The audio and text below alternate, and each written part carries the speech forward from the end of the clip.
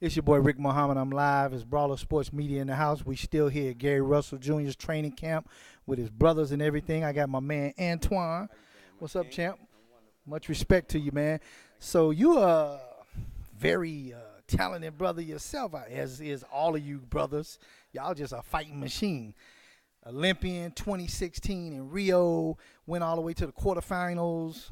Then they robbed you right before the medal round. You just turned pro May of last year.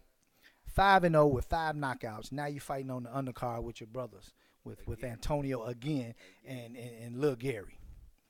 Tell me about what can your fans expect to see from you in this upcoming bout. Who you fighting, first of all? The man across the ring. You know, I don't watch boxing a lot. Neither do my brothers. Only if it's something my father really desires us to do. And that's what we'll do. Being sons, we follow instructions. So as far as that goes, there you have it. But my opponent, I don't really know nothing about him. I just make sure I sharpen my tools. You know, life gonna throw you bones. Don't you know what you do with them bones? Yeah, pick them up. You sharpen your teeth with them things. That's what you do. Sharpen your teeth with them things and keep it moving. That's what's up because Floyd Money Mayweather, he never studied tape or anything either. So and you just make the corrections and adapt as the fight goes on and do your thing. Yeah, I mean, I never said I don't study tapes. I just said I don't watch the live footage as a hobby or anything like that. That's just not something I do. I know, but back to your question, how do I feel about this upcoming fight on the 19th? It's gonna be electric. You know, I'm still developing as a fighter. I'm still making the transition from the amateurish style that I developed over to the professional style.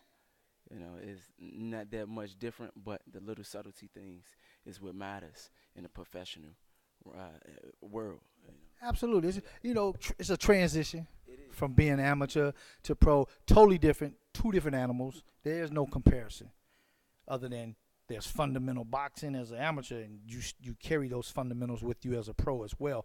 But you're absolutely right. You're 5-0, 5 knockout. You're still learning, and you're fine tuning yourself in the professional world. So you're on the right path, and you hit the nail on the head. You still making that transition. Right, right. And I got the people behind me to help me make that transition a lot easier for me. You know, my father, he's very dedicated and passionate, and not just his family and his sons, his wife, but his people.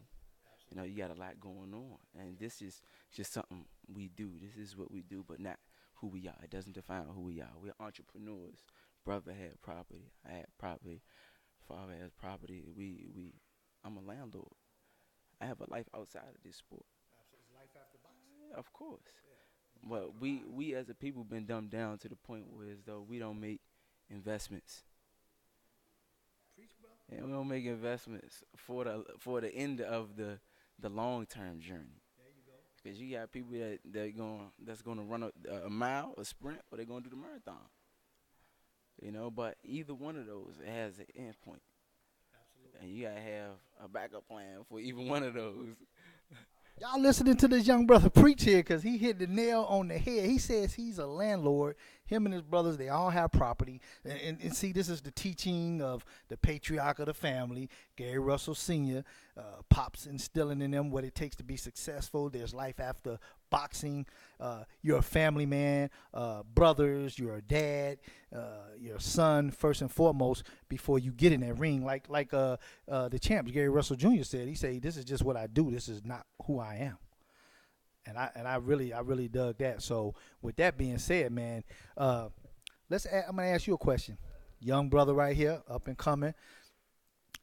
What message would you give to our black people, young black youth, our teen, our young brothers and sisters out here?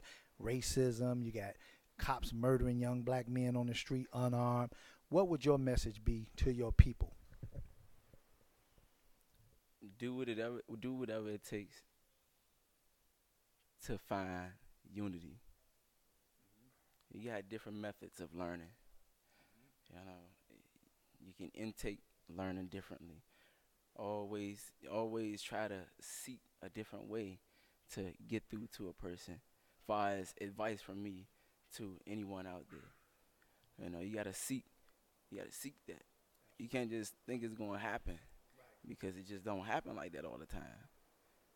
And everybody has something different going on with them in their lives too. So you got to find out what that piece exactly is that you can reach out and grab them, and pull them in and say, hey, brother, hey, sister, this is what I'm noticing in you. Let me help you. Check this out. And then you just rap to them. But for the most part, I want the young folks out there to know that it's not just about being a boxer, a champion. You guys got to this point for a reason. But first and foremost, you guys are, outstanding stand-up gentlemen that your dad has groomed you and molded you into being. So with that being said, hey, you got to chase those dreams. You got to be mindful, and everybody needs to mentor these young shorties out here and give them the tools about respect, being respected, giving respect, receiving it back. So I want to thank you for your time. That was deep. I appreciate you guys having me here. This is your boy Rick Mohamed here in Brawlers Sports Media, live at Gary Russell's training camp. And this is my man here, Antuanne. Gary Antuanne, appreciate your time. Good luck to you, baby. I'm gonna be cheering for you. All right. All right. Yeah, I'm cheering for you. All right.